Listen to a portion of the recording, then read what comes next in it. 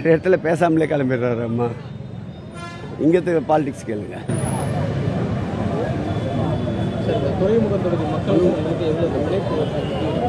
அதை நீங்கள் இப்போ வரவேற்பில் பார்த்துருப்பீங்க. துறைமுக பகுதி மக்கள் அண்ணன் தம்பிகளாக, அக்கா தங்கைகளாக, குடும்ப உணர்வோடு இருக்கின்றோம். விமர்சனம் செய்பவர்கள் இது ஒரு குடும்ப கட்சி என்பார்கள். ஆம், தமிழக மக்கள் தான் திராவிட முன்னேற்ற கழகத்தின் குடும்பம் என்பதற்கு இந்த மக்கள் காட்டுகின்ற அன்பே ஒரு சாட்சி.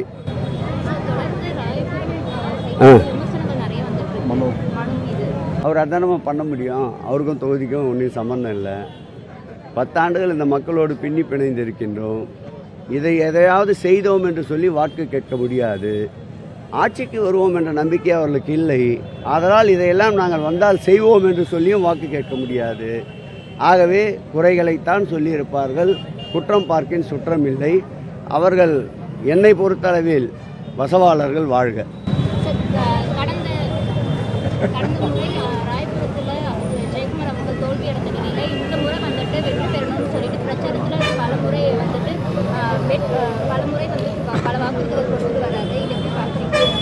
அது தீர்மானிக்க வேண்டியவர்கள் மக்கள். அவராக நான் வெற்றி பெறுவேன்னு சொன்னால் எப்படி? அந்த வெற்றியை தீர்மானிக்க வேண்டியவர்கள் மக்கள். அவர் இந்த இடைப்பட்ட 5 ஆண்டு காலத்தில் அந்த தொகுதிக்கு என்ன செய்தார் என்பதுதான் கேள்விக்குறி.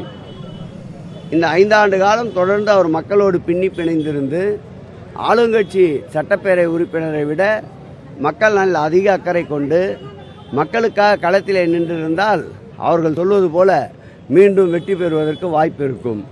அவர் மக்கள் களத்திற்கே வரவில்லை. மக்கள் நலனுக்காக எந்த விதமான போராட்டத்தையும் முன்னெடுக்காத பட்சத்தில் அவர் வெற்றி பெறுவார் என்று சொல்வது நானும் ஜெயிலுக்கு போவேன் என்பது போல் இருக்கின்றது. முத்துவேல் கருணாநிதி ஸ்டாலினால் அறிவிக்கப்பட்டு தோழமைகளோடு இன்றைக்கு வாக்கு சேகரிக்கின்ற பணியில் ஈடுபட்டிருக்கின்றோம்.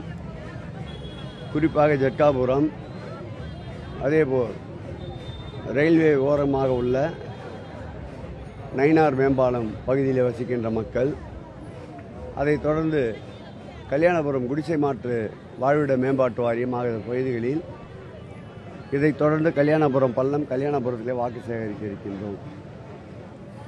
எங்களை பொறுத்தளவில் மாற்றம் தேவை.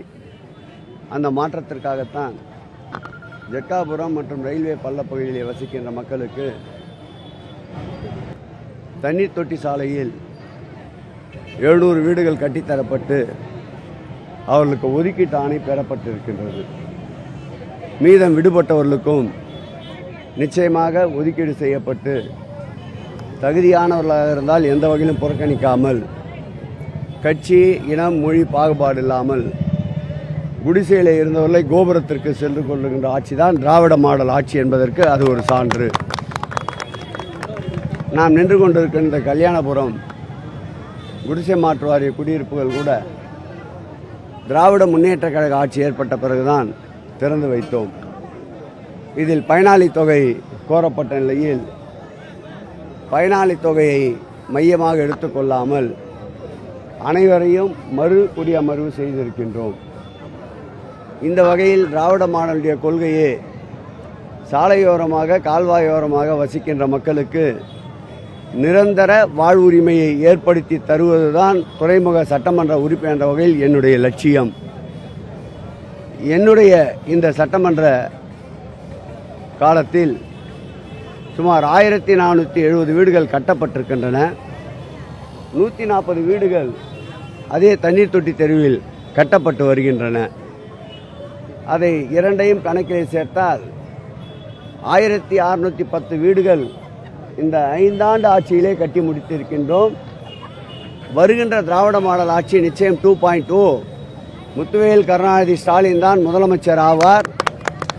கூடுதலாக 3000 வீடுகளை கட்டுவதற்கு திட்டமிட்டிருக்கின்றோம். எங்களுடைய கொள்கை சாலையோரத்திலே, கால்வாயோரத்திலே, நடைபாதையிலே வசிக்கின்ற மக்களுக்கு அடுக்கு மாடிகளிலே குடியிருப்பு வைப்பதுதான். அந்த கனவை நினைவாக்க அயராது பாடுபடுவோம். இன்றைய தினம் அந்த பகுதியிலே வாக்கு சேகரிக்கின்ற வருகின்ற பொழுது ஒரு சிறிய பகுதி 1 மணி நேரத்திற்கு மேலாக அதை கடக்கின்ற ஒரு சூழ்நிலை. அதிலிருந்து மக்களுடைய எழுச்சி, உதயசூரியன் உதயசூரியன் உதயசூரியன் என்று தான் இருக்கின்றது.